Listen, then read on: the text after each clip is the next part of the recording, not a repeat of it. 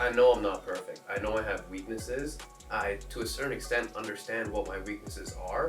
I'd love further clarity from someone who's light years ahead of me, and I'd also love clarity on how to overcome that. But like people who go on and build awesome careers in the space, like it's not because they have any special talents or skill sets. It's all up here, right? It's all in the mindset and the way in which you approach your day, right? And the way that you look at problems and challenges that are in front of you. If you're not actively putting that skill to use, if you're not using your gift that you've worked on to give to the world, well, you're not going to make money. All right, guys, welcome to another episode of Charge It to the Game. My name is Misha. I'm here with my partner, Aman Kotar. In today's podcast, we're going to be talking about the difference between the top closers, the top performers, the individuals who put up the massive numbers month over month, and the difference between those people and the people who don't really last. I think, in sales, obviously, there's a lot of turnover. We've been in the game for a long time. We've literally seen hundreds of closers succeed and also fail. So I think, we definitely have some pretty cool perspectives, some good stories, some good examples. We've seen a lot of trends with the difference between the two. So let's jump in. What do you think the difference is between like the top guy versus the guy at the bottom? I'd say there's definitely like a couple different key points, and I'm sure you probably have some points that you want to bring up.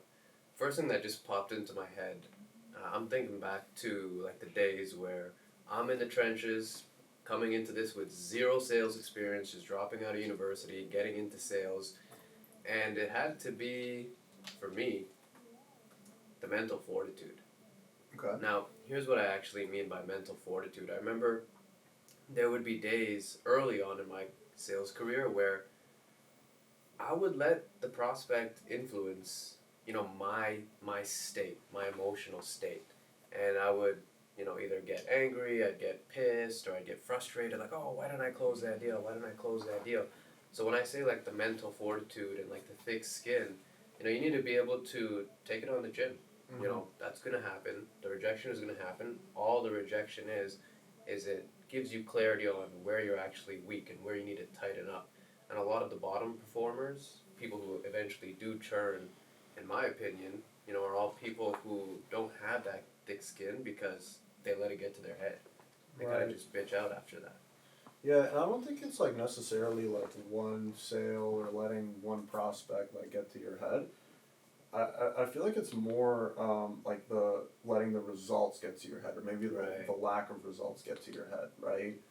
Where it's like you'll see someone who maybe has like a slow start right off the bat, and then instantly that just lets them it gets to their head, and then they go down that downward spiral, right? Where their conviction drops, their excitement, their energy, their passion for the game drops, and like they can't get out of that slump, as opposed to, I think the top performer, because I don't think like the people who ultimately do really good in sales, big picture, like I don't think it's necessarily it doesn't come down to like a skill set or anything. Like we used to say, the anyone who ends up being a top producer, like they always close the deal on their first day, right? Like we used to say that, but I feel like that's kind of changed for me, at least, just with what I've seen from some guys who like really struggled early on, but they ended up turning into a top performer, right? And the reason why is it's what you just said, right? It's the mental fortitude, being able to be in a slump, which is inevitable, which is always going to happen. You're always going to get hit with slumps, no matter what. But just not letting that affect your state, and being willing to, if anything, get even more motivated from that, right? Mm-hmm. And I guess in some ways that's just kind of how you're built, right? When you get hit with adversity, like do you increase your activity? Do you increase your input and your energy and your conviction, or do you just let it slide, right? Yeah, it's very interesting to see how you can have two people, and one person who's at the bottom of the leaderboard, won't get fazed by it. Like you mentioned, they'll kind of push through the shitty days, the shitty months, whatever it actually is, to eventually get to a top producer position, versus the other person who was also at the bottom of the leaderboard, but let that let that affect them. What would you say are like some of the differences? Is it just like a mindset thing that you've noticed, or? I don't know. I mean, I'm thinking of a couple examples right now, right? Like we had a dude. I remember we had a really weird hire that we had in our office a couple of years ago. Hot chocolate guy? Yes, the hot chocolate guy. Yeah, his name was Alex something. If he's watching this, shout out to you, man.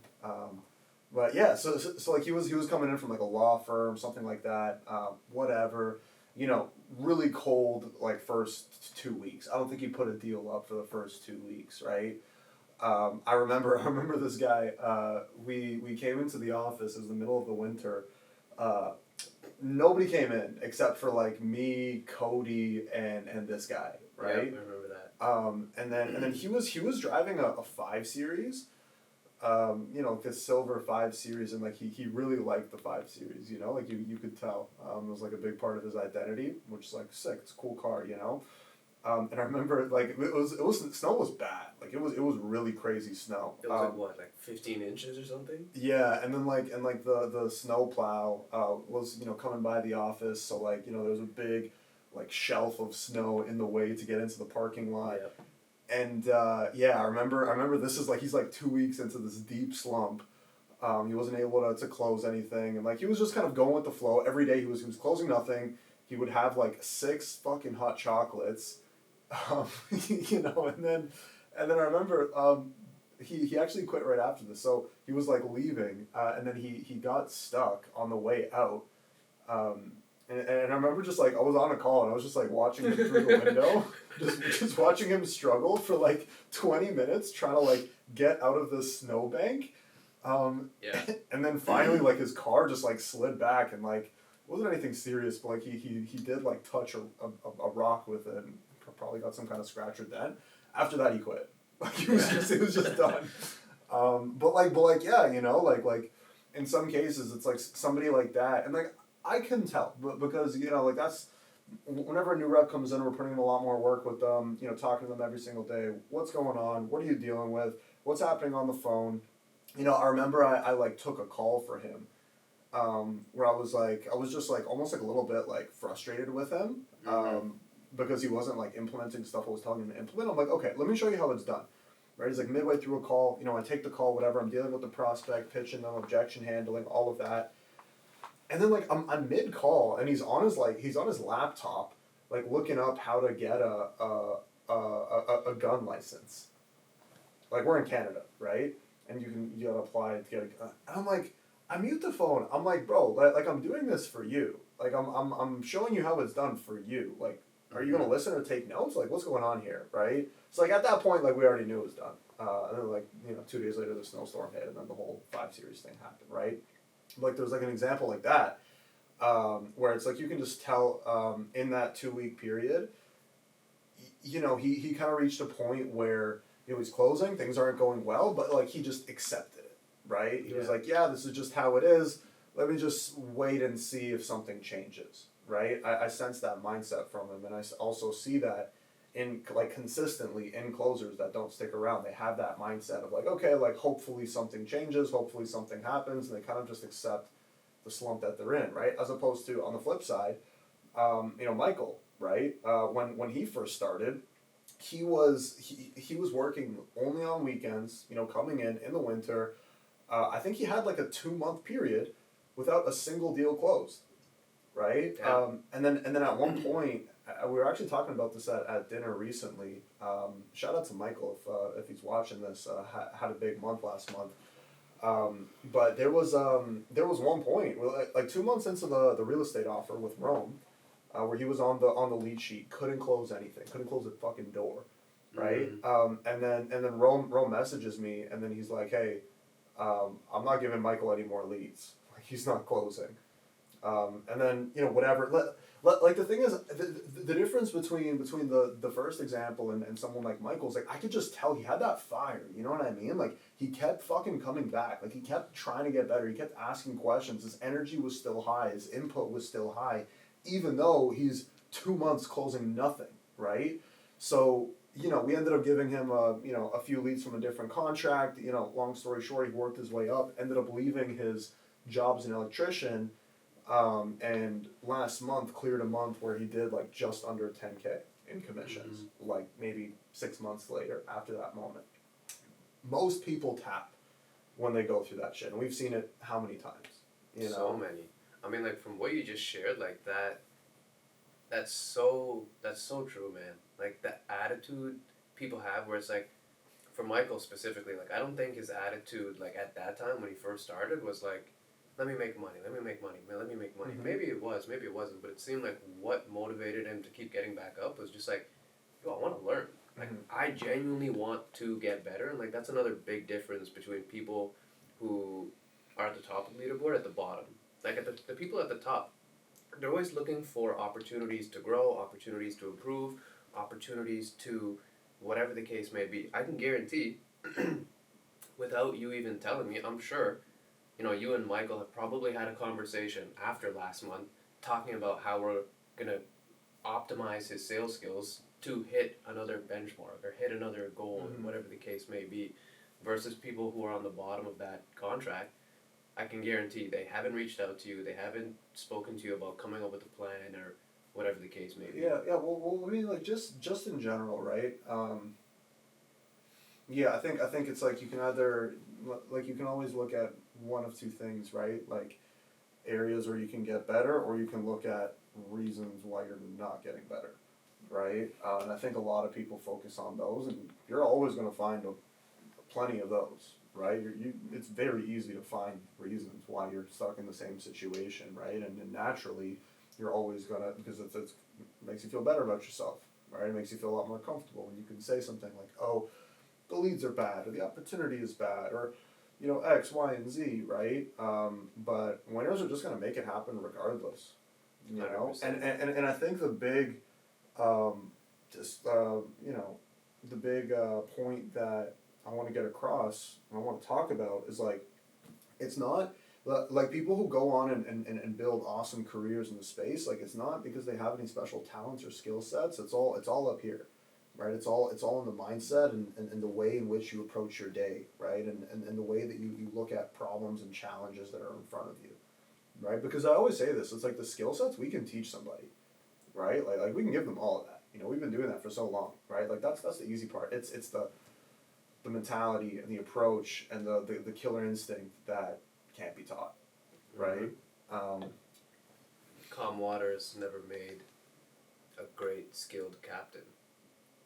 And like you gotta be able to weather the storm. Facts. You gotta be able to go through the shit relentlessly. But aside from like the mental fortitude and aside from everything you mentioned, like the attitude, the mindset, well, what are some other things that come to your mind that differentiates the people at the top versus the people at the bottom? Yeah. Well, there's a couple things. I'm reading a book right now. I'm reading a book right now by the head of sales at HubSpot, right? Which is a CRM. He was actually it's a cool book because he comes from an engineering background. Interesting. And then he like started HubSpot, which is like massive, multi-billion-dollar CRM, working with massive sales organizations, right? It's like it was like basically like three nerds, put together this thing, and then they were like, okay, like you're the head of sales now, like go figure it out, right? So like the book talks about how he used his engineering, and his brain and everything to You needed that. yeah, how he used all of that to like create a sales process that worked, that was really effective, that allowed them to get to the place that they're at right now, right? One of the things that he talks about, so like part of that is he's looking at all of the data and the metrics of like top closers, right? Where he compiled all of the information from all of the job interviews that he's done, and then comparing that to results. And okay, like out of those interviews, what character traits lead to people going on and ultimately being successful, and people not being successful, right? Because in sales there's a lot of churn, right? So it's like as a sales leader you have to be able to figure out, okay, like how do I reduce the amount of people I bring in that are going to suck, and how do I maximize the amount of people that are going to be great? So he came up. It was like five character traits that he would test for that were like weighted from most important to least important. still important, but just, fifth important, right? One was coachability, right? One was coachability, and it's and this is even something that, like, we've always looked for, whenever we're hiring and bringing on salespeople. Like, you might be in an interview with someone, and it's like, okay, cool, let's do a role play, right? You go through your role play, whatever, and it's like, okay, cool, great job. How do you think you did? Yeah, I think I did okay. I think I could have improved with this part and that part. Okay, great, awesome. It's like, that's a great sign, right? The ability to, like, self-analyze and say, hey, I could have improved with this, even if the role play sucked, right? Like, that's a really positive sign. That's a sign that you have a top performer, right? As opposed to, yeah, I thought I did a pretty good job with that first role play, and then they have no self-feedback or criticism, and then at that point it's like, okay, cool. Well, here's what I want you to implement. Here's what I want you to try out. Let's role play again, right? And the speed from feedback to adjustment, like, that's how that's actually how Hermosi talks about, like, that's how you measure intelligence, actually, is how fast can you go from getting a new piece of information to changing your behavior. So true. Right? So coachability I see is that. number one. I kind of talking more about, like, me and us. Like, I see that a lot in us. Like, before we even got to, like, hiring someone else, and, like, what do we look for before we got to the top of the leaderboard, like, that was always one thing I feel like we both shared in common, where it was like, I'm not just gonna continue doing what I'm doing expecting different results, because that's the definition of insanity. We always had that mindset where it's like, I know I'm not perfect. I know I have weaknesses. I, to a certain extent, understand what my weaknesses are. I'd love further clarity from someone who's light years ahead of me, and I'd also love clarity on how to overcome that. Every time, like, there was something that, I would tell myself, where it's like every day, I wanted to bring a question, a valuable question, to Dylan, because he was years ahead of me at the time, still is, in retrospect. But when it came down to it, it's like, when I first got started, it's like, yo, Dylan, like, this just happened on my call. This is what I did. I know it wasn't too good because this is what the prospect responded with. How can I actually adjust this differently so that either I could prevent it or just get better at handling it in the moment?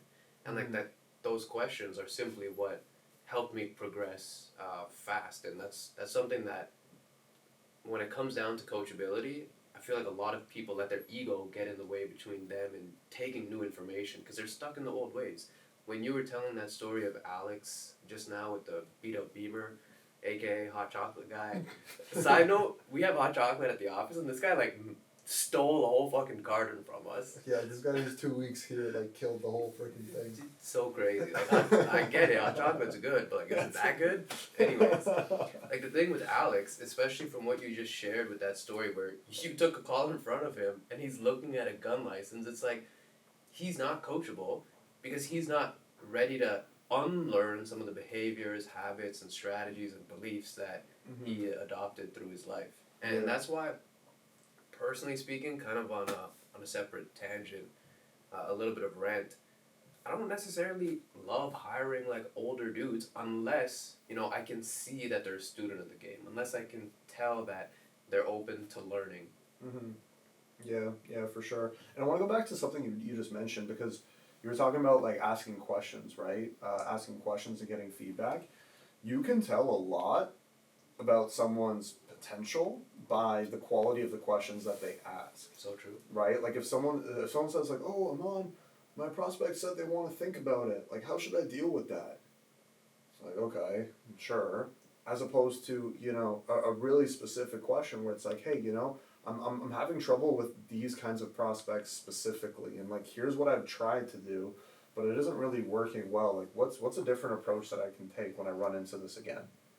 Now it's like especially, like, as a leader, like, when I get a good question like that, like, I'm excited to answer it. Like, I always want to help that person. Something, damn, like, that's a good fucking question. I think you could tell a lot by that. How can you?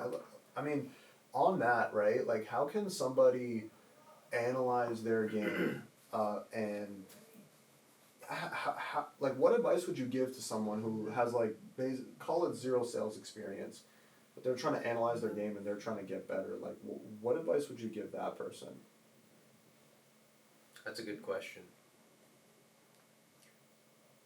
It comes down to, I believe, like looking for it. Like a lot of people, when they self-reflect and they listen to a sales call, they'll like people are conceited, right? People love themselves.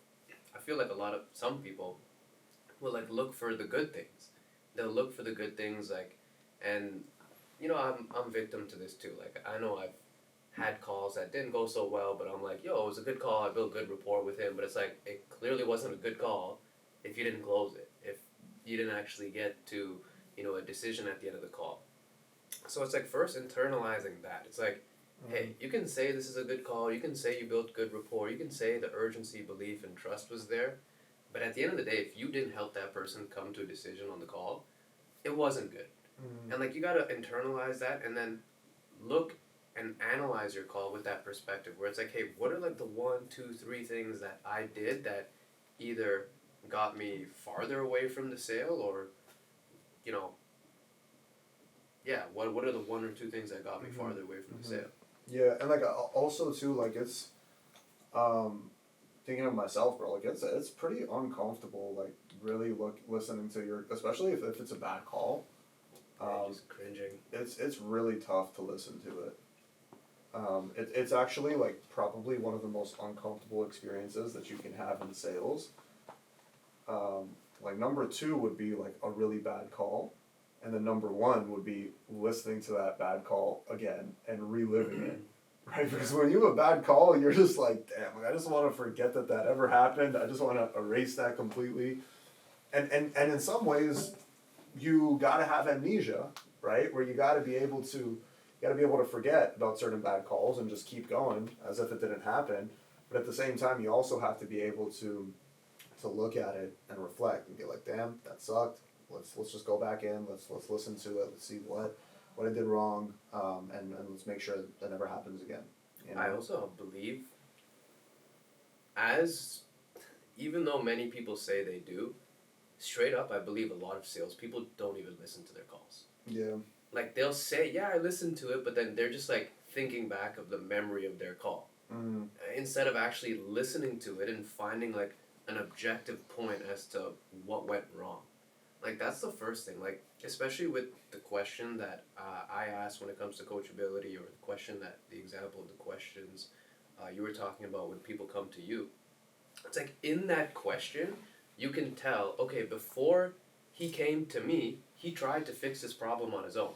He said, this is his problem, he's tried these things before, this is the outcome of what he's tried, and what can I do differently? Like you can tell just from that question, like, hey, he's not coming to you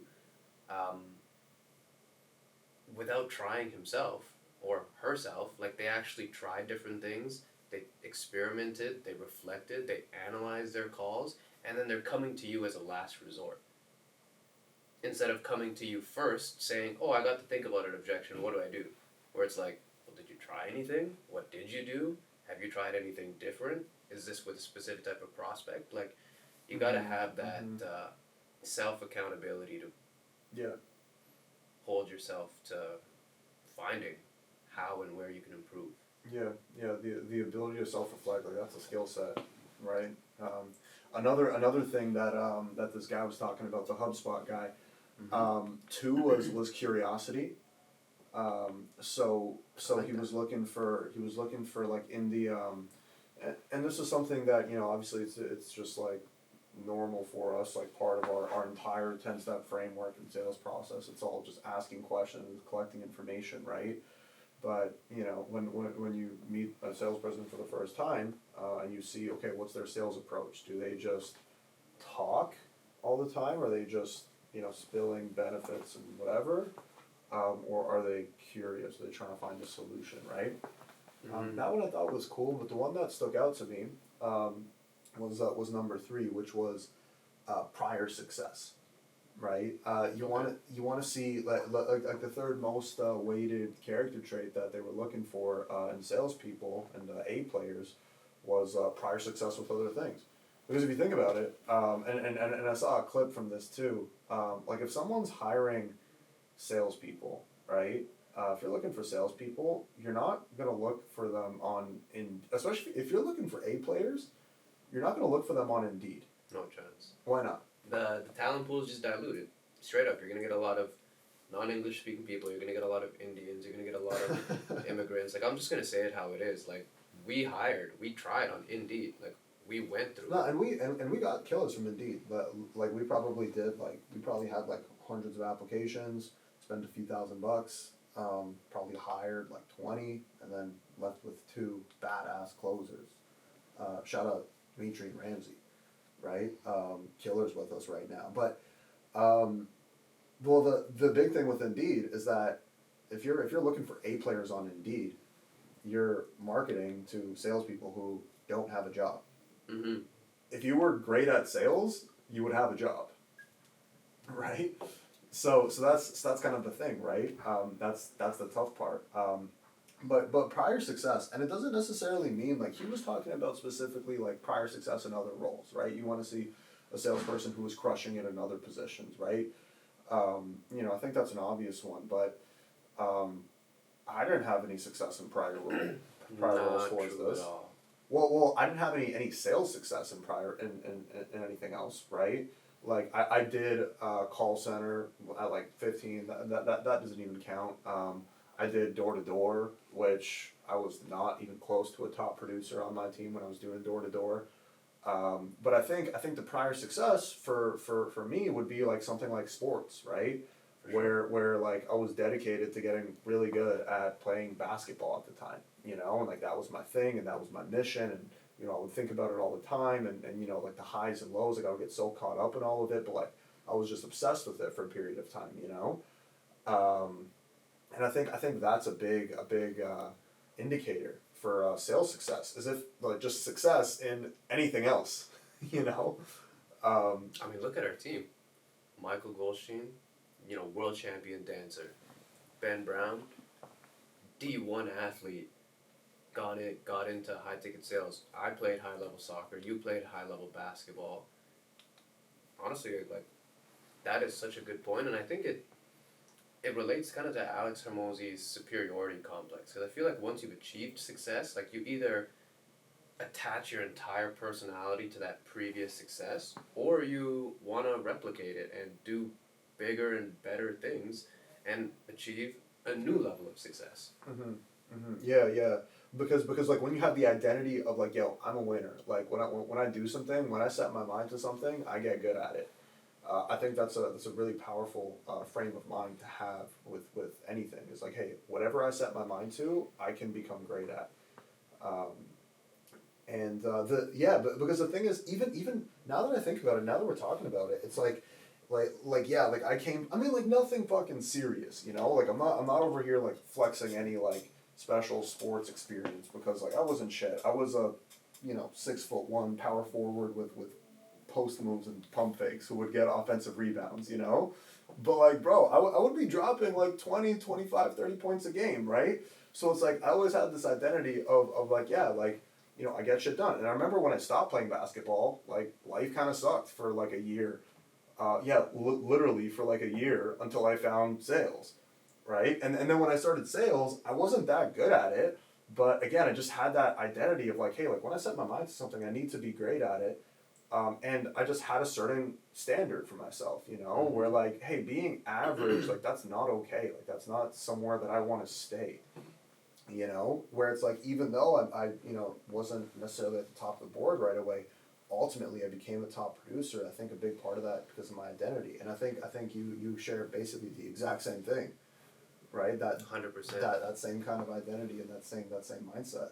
Yeah, no, and now that you mention it, like, especially because I made that decision like probably around like my last year of school to like last year of high school, to stop sports and just like focus on my future, my career, the whole 9 yards, and like that gap when I stopped playing sports, just working, getting into uni.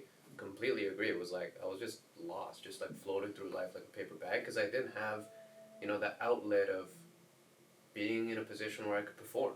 Mm-hmm. Like, sports was something where, even though I was defense, like I didn't really have any like, I was gonna say closing opportunities. I didn't have any scoring opportunities, but it's like, stopping a play or stopping an attack or like a crazy slide tackle or whatever the case may be. It's like, that whether people want to admit it or not, it makes you feel good about yourself. It's like, hey, I performed. I am putting this team on my back in this moment. If I didn't make that play, if I didn't make that tackle, well, they would have scored, and we would have been fucked. And I know too, like, you also, like, even like on freaking ultimate frisbee teams that we played on, and like me and you going at it together, just ripping it up on the indoor courts, just murking freaking ultimate frisbee teams. Like, bro, you played with a lot of emotion and like passion and fire and energy, and like you got to bring the same stuff to sales, 100%.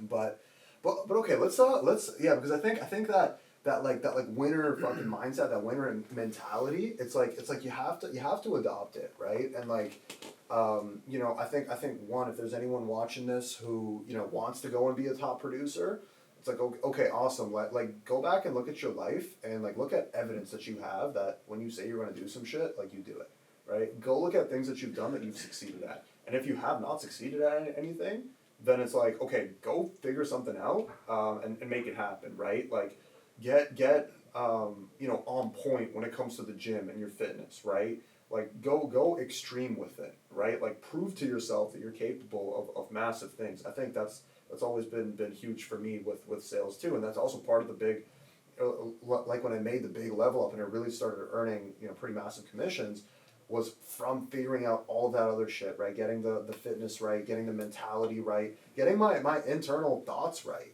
And like when you're doubting yourself, you just got to catch yourself and say, yo, like, fuck that. Like, that's just the side of my mind that I don't listen to and I don't pay attention to. That's not serving me. Like, enough of that, right? As opposed to just, being in that downward spiral of just letting negative thoughts affect you and believing them and having it change your state and your actions. Like that's all bullshit, right? I think, it's important because I definitely had to move past a lot of that to get to the next level. And when I did, that's when my conviction, my energy, my certainty, my aura, my expertise, my confidence on a sales call that, hey, I can help you, that's when it translates, is when you get the identity down, right? And the only way that you really shift your identity is by changing your actions and the things that you do day to day, I think that's big top producer stuff that needs to happen. Yeah, for sure. Yeah, but let's talk a little bit more like tactical specific, like top closer, day to day on calls, sales activities, skill set. Like what does that look like for people who are doubling, tripling other people on the leaderboard? First thing that comes to mind is income generating activities and committing every waking hour of their workday towards income generating activities only. I see that a lot with a couple guys in the actual office where they won't scroll, they won't just socialize. They're not fucking here to chill. They're here to work and they're here to earn commissions. And what they do with their time, like if you look at, I don't know who says this quote, but it's like, show me your calendar, I'll show you your future. And it's like, if your calendar is filled with just blank space, like, what do you think you're going to do? You're going to gravitate towards devices. You're going to gravitate towards the scrolling. You're going to gravitate towards the socializing. But top producers in any industry, sales specifically, they're always focusing on the highest leverage activities. In business, people will maybe work on systems, code, or whatever the case, media. But salespeople, the leverage they have is their voice. The leverage is their skill. And it's like, if you're not actively putting that skill to use, if you're not using your gift that you've worked on to give to the world, well, you're not going to make money. So income generating activities, what I would classify as income generating activities, number one, the inbound calls.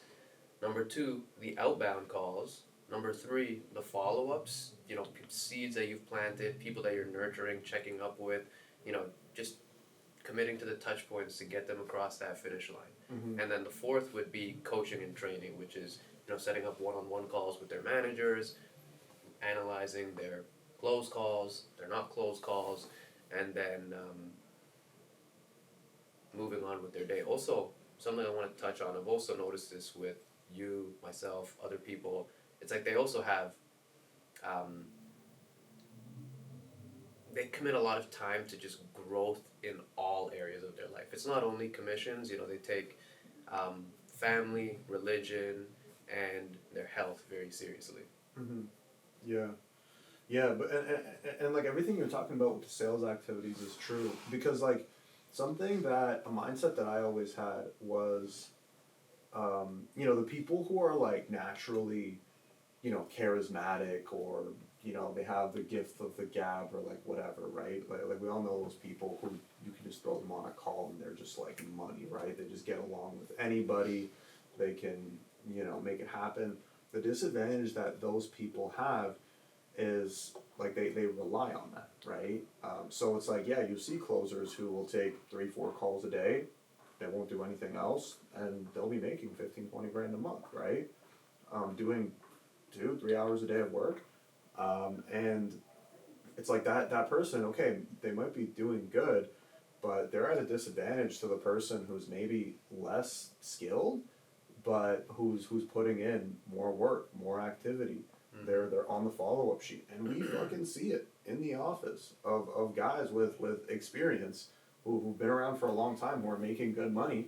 When someone new comes in who just has more hunger and more hustle than them, not even close to the same level of skill set, they get outproduced, and it's like it's a pretty big shock in most cases to that individual, but it's just part of the game, So yeah, 1,000%. I think sales activities and just being on it, make it like filling up your calendar, constantly just being on top of it.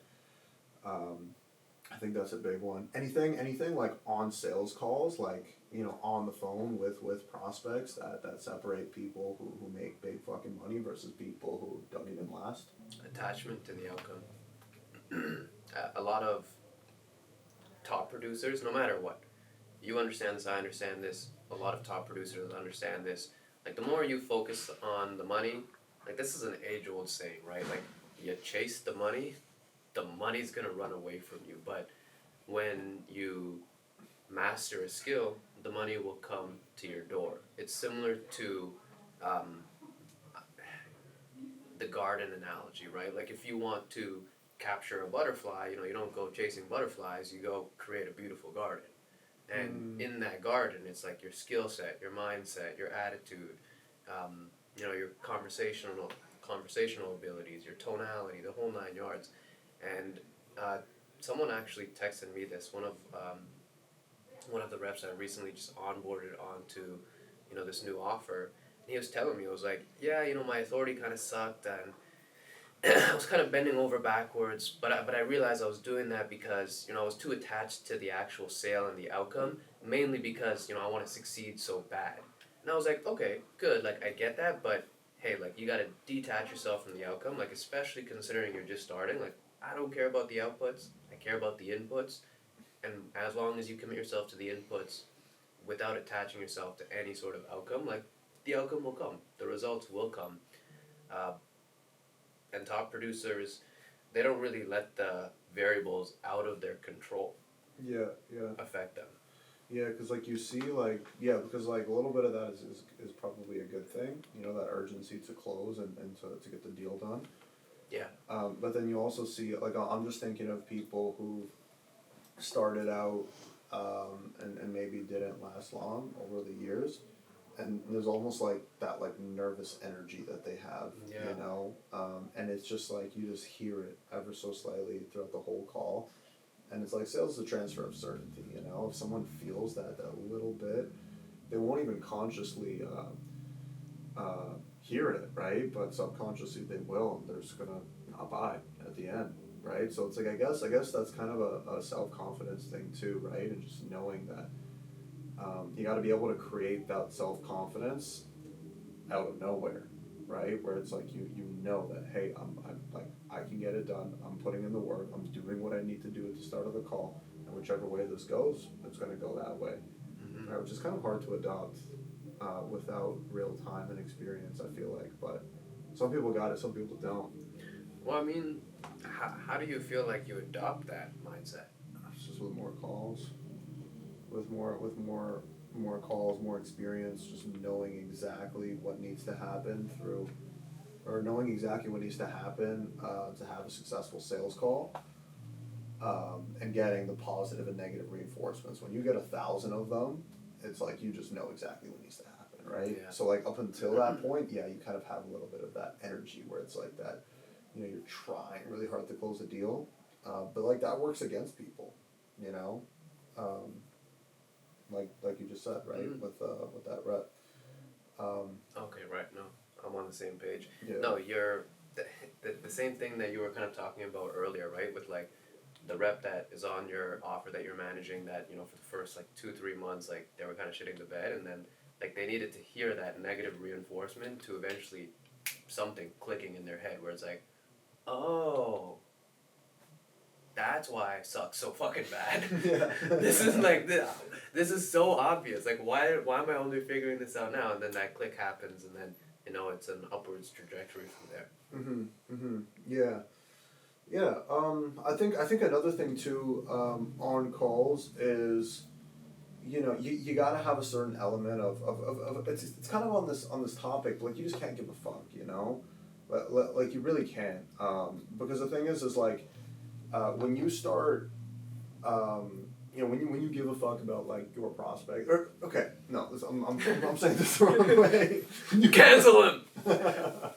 Like what I'm saying is like when you care about like your prospect's opinion of you, and when you're like walking on eggshells to not offend them or throw them off, or you're trying to tell them what they want to hear, as opposed to telling them what they need to hear and not caring if they don't receive it or if they do, that's when you can see bigger growth as a closer, right?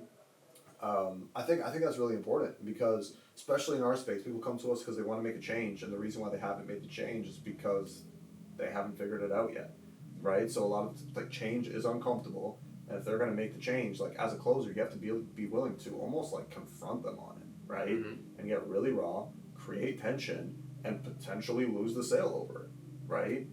But you have to be comfortable with that tension. I think that's a big one. That's huge. Yeah. So huge. I mean, like, I'm down to talk more about like tactile like sales stuff if you want to like jump into it, because that is huge, man. Like being able to, figuratively speaking, like slap someone into reality and like help them confront the truth that they've been ignoring for so long. It's like the deal's closed, in my opinion, right there most of the time. That coupled with like finding the pain points and everything else. Yeah, I mean, let's get into it. So, where do you want to start? You want to role play? You want to confront me on a limiting belief? Yeah, sure. Let's do it. Yeah, Misha, I mean, like, I don't know if I can do this. Like, I don't know if this would work for me. Like, I've tried other things in the past and, like, haven't really seen the results. And, like, I don't want history to repeat itself this time. 100%. Yeah, I'm with you. If you failed, like, 5 times before, right? Like, the 6th time, I guess there's always going to be that doubt that, hey, you might fail again, right? Yeah. So why did you even reach out?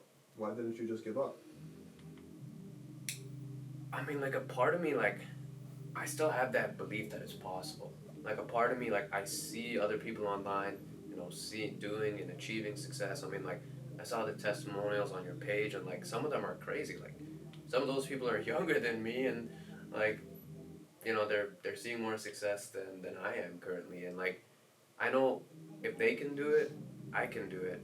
But it's just, like, some of those, like, I guess those past experiences that are kind of just holding me back here. What do you mean? Well, I just don't want to, like, do this a 6th time and fail. And, like, the losing money is one aspect of things, but, like, just failure after failure after failure, it's discouraging. Okay. And I know you mentioned right now currently, like, you're in school, you're studying for a degree that, like, you don't really see yourself going anywhere with, right? Yeah.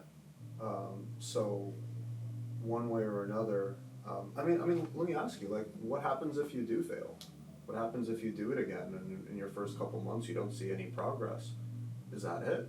Or are you just going to settle for, that career path that you don't want to go down?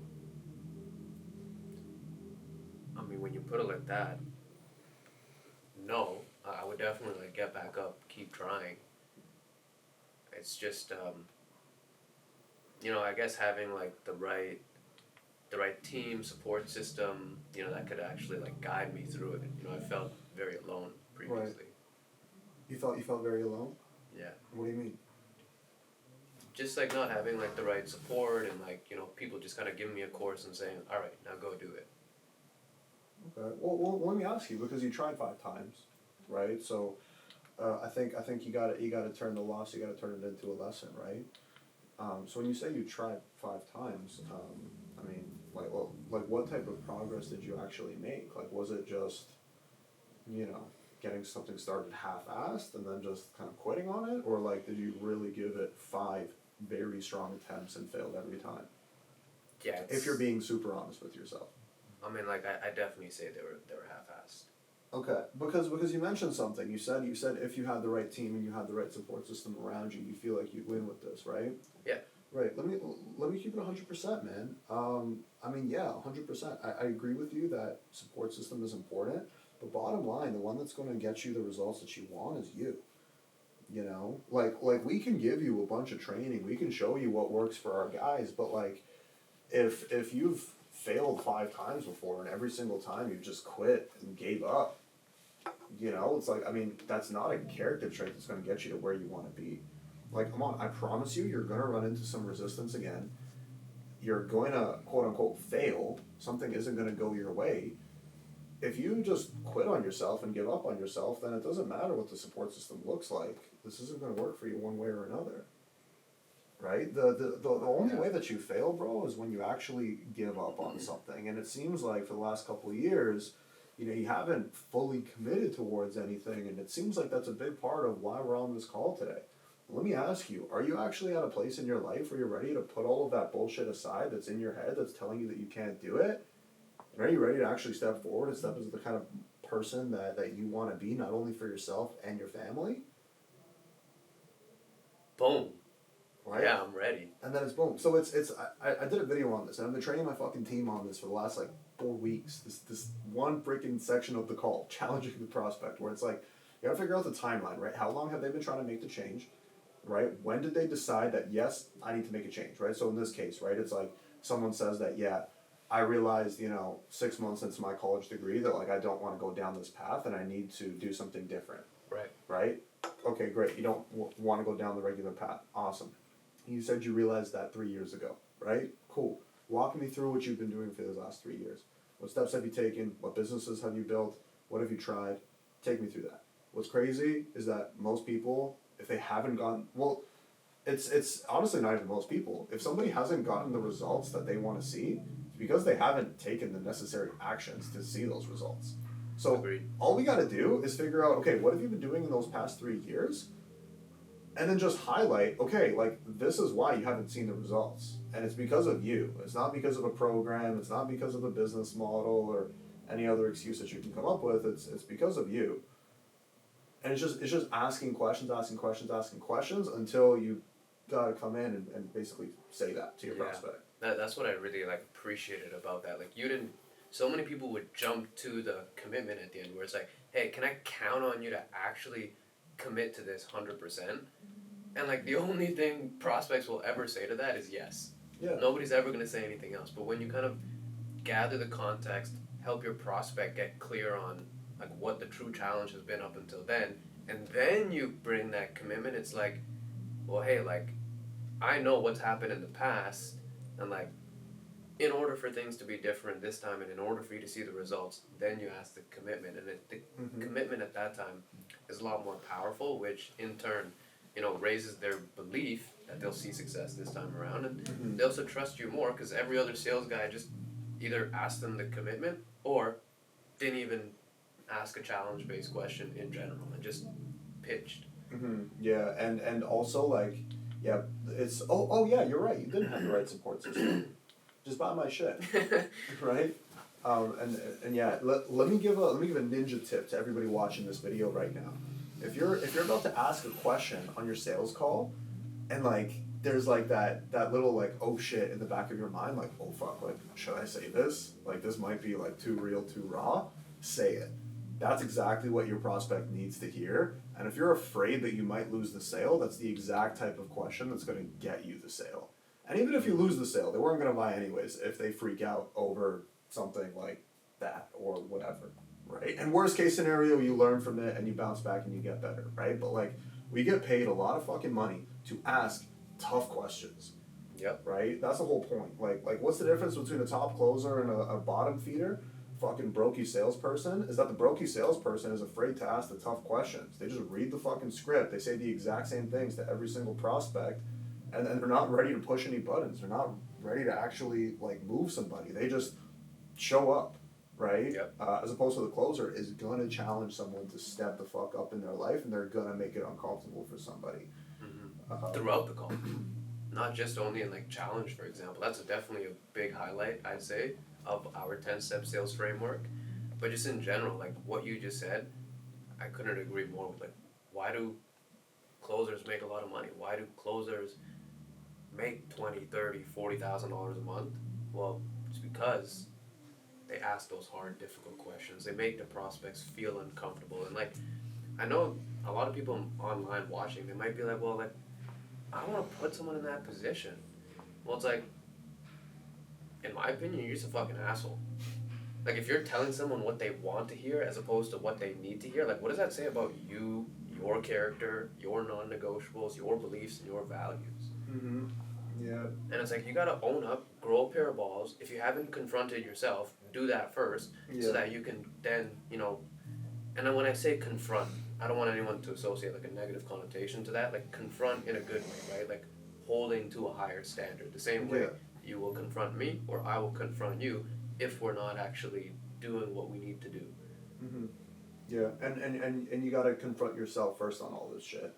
Otherwise, you're lying to your prospect, right? That was a big point there. It's like you gotta, get everything. So like if we're gonna call people out for being in misalignment with their goals, right? If we're gonna call people's actions compared to their goals, if we're gonna make them feel uncomfortable, do all of that with them, like you gotta do it with yourself first, right? That's kind of the first step is like you gotta get your shit together, and you gotta get your shit together to a level at 10 times what you're asking your prospects to do, and then it becomes very easy, right? Then it just becomes you're just having the same conversation that you've had with yourself with your prospect.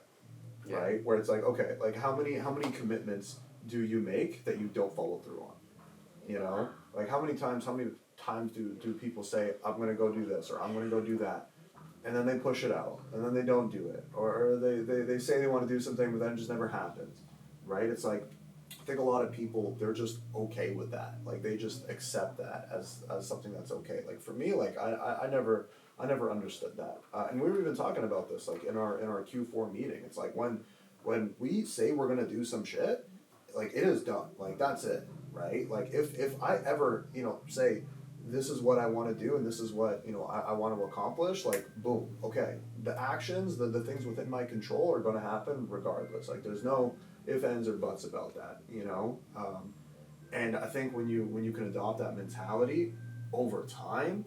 And that just becomes your standard, like that just becomes the base and the foundation of your confidence, and also, what you're doing on sales calls. What's up, bro? How you doing? Welcome to the podcast. Thank you. This is first. Yeah, this is the first one. First one out of the two today. May I join? Yeah, join. We're just wrapping this one up actually. Hello. Welcome, Rome. Welcome, Rome. Great to have you. Always a nice surprise. Happy to be here, man. Oh my god. We're talking about the difference between top closers versus The brokies. The brokies, the bottom feeders, the motherfuckers who just don't last in this game. We've talked about a lot of things, but you're walking straight in. What do you have to say about that? Is this mic connected, by the way? Can you hear me? Does this work? Yeah, It does, yeah. Beautiful. Got a thumbs up. Alright. Well, I'd say one thing, I don't know what you guys talked about, but a big thing is persuasion. Okay. And the way that they use their methodologies to persuade. So, no?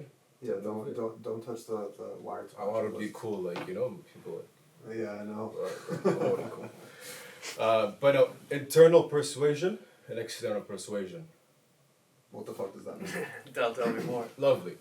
So when you guys go to an event, like a big event, convention, the big guys go and speak, like Andy Elliott and all those people, right? You go there for a day, you get motivated as fuck, and you're like, I want to change my fucking life. My life is shit. And that's it, And then you go back home, okay? You go back to your little routine for 2-3 days, and then it's done. Mm-hmm. There's no more motivation. Because you were externally persuaded, not internally persuaded. Mm. And that's what makes a difference between the people who make... Do you know how much the average salesperson make, by the way, in North America? 50 G's? $57K. Really? A year. The average salesperson. Wow. Because they all treat it like a numbers game. Because they all do... And they don't know it. They're like using external persuasion. What does that mean? They're like, their tactics, they're motivating them, they're schmoozing them, you know what I mean? And that's why those people stay broke, because they don't really build a connection. They don't really find the prospect's problem. And then there's a high refund rate at the end. Mm. Because they're just motivated on the call. Right. They don't get past the surface. That's it, right? And that's what makes them broke. Whereas somebody who practices internal persuasion and, builds a gap. The gap is where they are and their pains, the problems that they probably didn't even know they had. Mm-hmm. Yeah. Right? And then showing them also where they are and then where they could be. Mm-hmm. And then it's that building that tension, asking the right questions and finding pains, because what drives change? Pain. Pain drive change. And the reason why, then most salespeople is like, when they ask us, like, I don't want to ask that question. Like, how does that make you feel, or what's the problem? Like, well, if you don't know what the fuck the problem is, how are you going to help them solve it? Mm-hmm. Mm-hmm. And it's not for you to make them feel pain, it's for them to be aware of pain. Yes, and they do need to feel pain, because they need to realize they have a problem. And then you kind of co-create a solution to help them get there where they want to go. And you do that by building the gap, and that gap builds a lot of tension that causes them to change internally. Mm-hmm. Why do you think so many salespeople struggle with this, bro? Because what you just said, 57K average. Yep. That's crazy. That's wild. I didn't even know that. My guess would have been like, I don't know, 75 or something. Why do you think salespeople struggle to get to that internal persuasion and get deeper? It's very simple. Because they fail to learn the right skill. Skill is a skills game, bro. Selling is a skills game. A lot of people just fucking wing it, because they want people's money and they don't really give a fuck about the prospect. Sales is a skill game. The reason why you're broke is because you're not taking the time to go learn objection handling. Mm-hmm. Like when you started, were you naturally a born good sales guy? Did you know how to handle objections? No. Did you know how to ask questions? You had to go and learn how to do that and fail. Mm-hmm. And most people just don't want to fucking do that because they're lazy and they. Fucking bitches, bro. How you go? Fucking pussies. Well, I think, bro, I would cut them a little bit of slack. I think, yeah, there's definitely a lot of people out there who are 100% lazy ass motherfuckers. But then there's also people who just like don't know. They just aren't aware of this other side, right? They see sales as very transactional. I read a script. I say these words to this person, and they either buy or they don't buy. And then if they don't buy, I'll go and try again with the next person. Yeah. Right? A lot of people don't really know the other side to it. Yeah. Whether that be, like their network, people they surround themselves with, maybe they haven't sought out that information, and maybe that's part of why they're, part of their laziness. Yes. Exactly. It's because they've been taught that sales is adversarial. It's like you against the prospect. Mm-hmm. That's it. You against the prospect. You're out there to get their money. You don't give a shit about the prospect. When sales is collaborative. Sure. And so, yes, it could come from like the lack of awareness, but it's your job to look like, I'm not making a lot of money. What are the top guys doing right now? How are they making money? Let me study them. Like, it's just common sense. Yeah, because it's like fuck, man. Like, especially in a space where your earning potential is unfucking capped. Yeah. Right? There is no limit to the amount of money that you make. It's crazy to me how people settle for $5K a month, for $10K a month.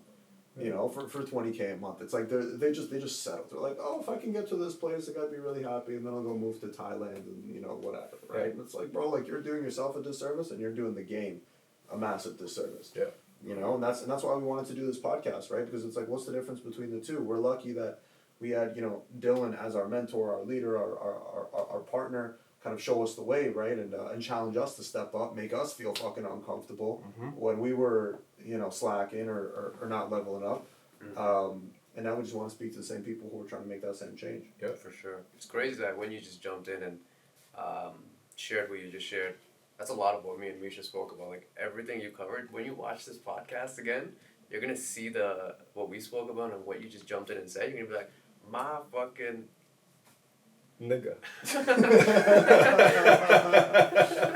Hey, you could just it's gonna be a good one, man. I was agreed with everything you just said. Yeah, definitely aligned with everything that we do or everything that we were just talking about. But that just goes to show, like especially everyone watching, like Rome wasn't here. Rome wasn't built in a day. Rome wasn't built in a day. He wasn't in this podcast with us, but we all think the same way, right? And like, when you're connected with people who, are progressively moving towards a common goal, it's hard not to share similar beliefs and to continuously uplift each other to a higher standard. Most definitely. 100%. Let's wrap it right there. Let's wrap it. Beautiful. Guys, another episode in the books. Go check out the YouTube training on all of our channels, link down below. Go check it out. Go get some more value. Go show some love. We're taking over the world, so stay tuned for that. And if you want to be a part of it, join the ride. We got free sales training down below as well. We're giving away freaking everything that we have on video format. Probably, we were talking about it, like probably the most valuable free sales asset that exists in the industry right now. So go freaking get it. Yeah. Let us know what you think. Go make some money. This sales, the space is blowing up right now. We're seeing it on the front lines. Yeah. Things are moving fast. So as always, reach out to us if you guys need support, guidance. Our DMs are open. We're happy to help you guys out. Any final words? Misha's giving away a Tesla after the course, so pick it up. Try me. Yeah, I just wanted to say, like, everything we spoke about when I was here and probably before you guys were here, if you guys were looking to, like, actually learn how to actually apply that, it is in our all in our sales training. And that's obviously, like, maybe, like, 1% of what we teach our guys, but it's a lot better than what's out there. So take the time to check it out. Love you all, and see you on the next one. Enjoy. Peace. Peace.